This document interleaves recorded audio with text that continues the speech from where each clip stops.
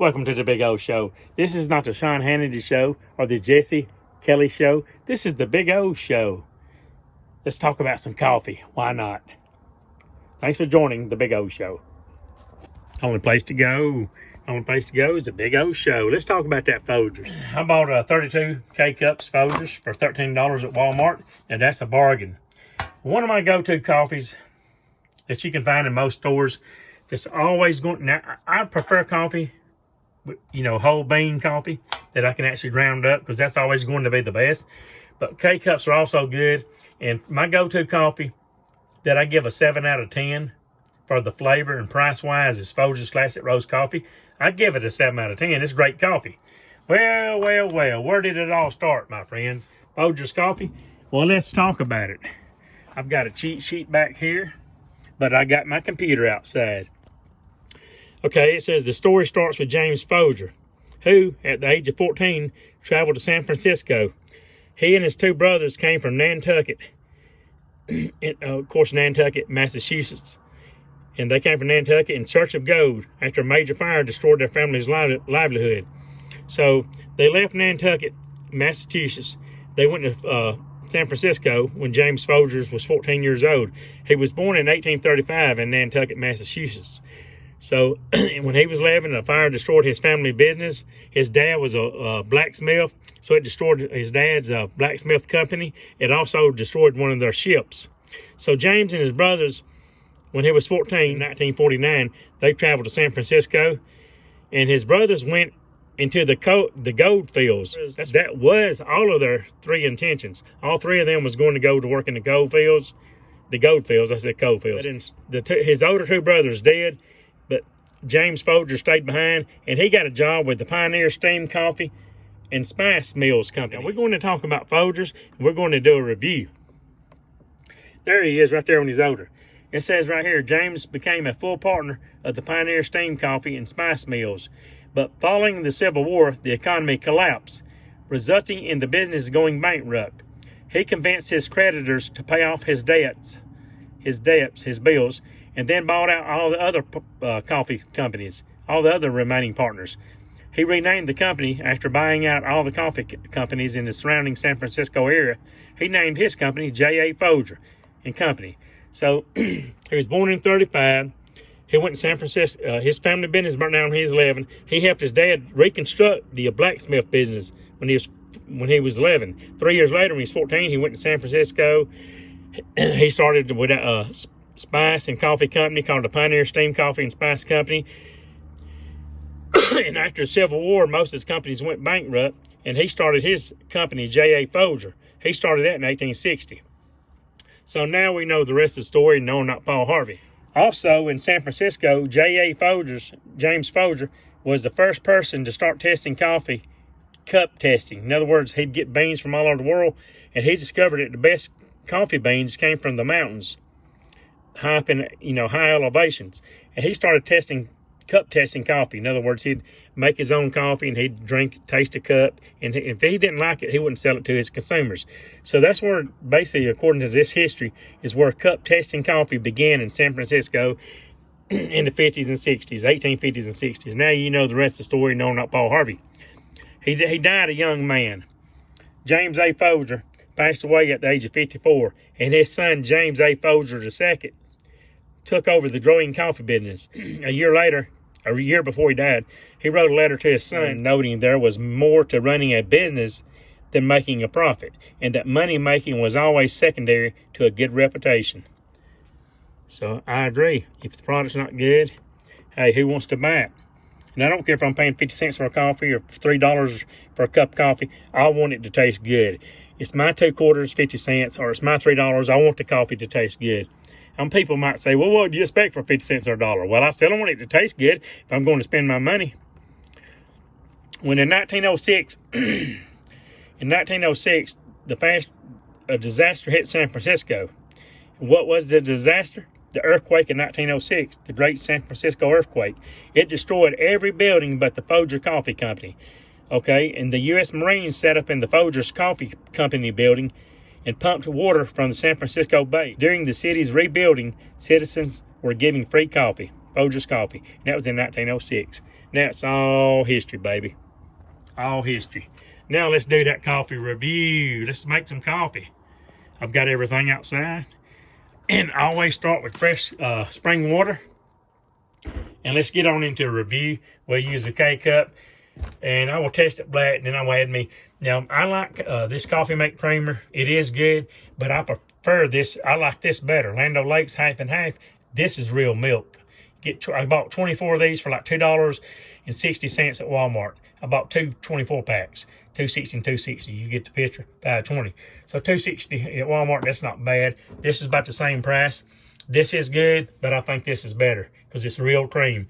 And I like a little sugar for now and then, but we're gonna test it black, then I add a little cream and sugar. Let's do it. As you can see, I have filled this container on the back side of this coffee, this K-cup coffee maker, this coffee brewer. Here's the water container on the back side, the tank. You just take your lid off and you fill it up. It's 80% full of water, so we're ready to rock and roll. Let's open this up. Just take one of these K-cups, stick it in here. Let's close this up. You hear it click? Alrighty. Let's take this cup, put it right underneath here. The name of this is Farberware coffee maker. All right, and what you do over here is you select whatever ounces. You can select it to 14 ounces. I'm going to go with a 12-ounce cup. 10 to 12 ounces the 12 ounces is the most you should ever use. So let's do it. Okay, there's 12 ounces right there. And K-cup is in the center, and the ground coffee you push at the bottom. So this is K-cup, so you push the center. Come on now, don't take on that. We are doing a coffee review right here on the Big O Show. Listen to the sound of goodness. Listen to it. That's what I'm talking about. Come on, coffee, coffee. Boy, it smells good, I tell you. Okay, while this is brewing, this K-cup of coffee, like 12 ounces, I'd like to say something else about Folger Coffee. They were also one of the first coffees to produce instant coffee. They produced instant coffee in the 1950s. The first batch they produced was released in 1953, but the customers did not like it. So they come out with a superior instant coffee in 1958, and it was good, and it's pretty much the same as the coffee we know now. There's the old can of it from 1958. Isn't that cool? All right, we're brewing it. I'll be back shortly right here on the Big O Show, the only place to go. But let's talk about that coffee. That's what I'm talking about. I can smell the goodness. Can you smell what the Big O is brewing from your neck of the woods? Now that's the real question, my friends. That's what I'm talking about. Can you smell it? Do you have a smell-o-vision? One thing I like to say, it's a medium roast coffee, but to me, even though it's a medium roast, I would say it's a slightly dark medium roast. In other words, it's like between a medium and a dark roast, but it's not too dark. It's not too heavy of a coffee. In other words, the liquids, the coffee itself, the liquid is not too thick on the tongue, on the palate. Man, it is good. Let's do a taste test. Thanks for watching the Big O Show. It's cold out here a little bit, but not too bad. We're going to go back up in the 60s and 70s. The weather all throughout the United States, and especially here in East Tennessee, has been like a roller coaster. One day it's like winter, the next day it's like spring. One day it's 45, the next day it's 70, then it's 60, then we're back to 37 of a high. You get me? Like a roller coaster. Well, the coffee is good. It's good on the palate. It's good on the tongue.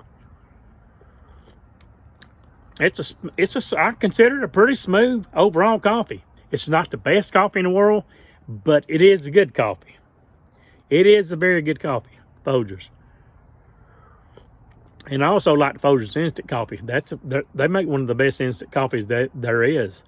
But I prefer coffee beans, if you know your boy, the Big O. It's good coffee. I give it 7 out of 10. Should have said Mo right here on the Big O Show. I'd like to say something else about Folgers. When they first came out with the instant coffee in 1958, it was more of a powdery like coffee, ground coffee, real fine, the instant coffee. In the 1970s, they came out with the Folgers coffee crystals as we know it, the instant coffee. And let me show you what I'm talking about. Okay, it says it right here on my laptop. Okay, 1975. is when the Folgers Crystals was introduced in 1975. With the ad, it said, their slogan was, taste as rich as it looks. So it tasted as rich as it looks, it said. That was their campaign. What is coffee crystals? I will tell you, people, it's simple. Life is simple, most of the time. The best part of waking up, 84. I remember that commercial. Folgers, the best part of waking up is Folgers in your cup. Folgers Coffee Crystals, what is it? It's ground coffee that they turn into instant coffee, okay? How do they turn it into coffee crystals? They freeze dry it. I'd say they freeze dry, and that means they introduce the coffee to low temperatures. They freeze dry it. It kind of dries it out. It locks in the flavor. That's what freeze dried coffee means. And it comes out in little bitty square chunk looking pieces. That's what they call their freeze dried coffee. But overall, hey, $13 at Walmart for 32 Folgers K-Cup coffees.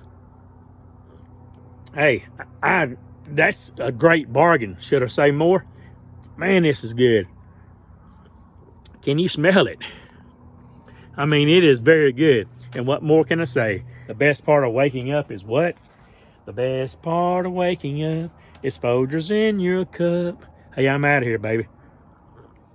I've got important things to do, like stimulate my overabundant neurons one step at a time. Thanks for watching my coffee review of Folgers Coffee and the history behind Folgers. I find the history behind most of the items I review, the history behind most of the food products I review, I always find the history more interesting than the actual product itself. Give me those thumbs up, my friends, if you like my video. Please leave those comments down below. That helps my channel. And if this is your first time watching, please subscribe to my channel. Be happy, positive, and focused. I love everyone. I will see you all on down the road.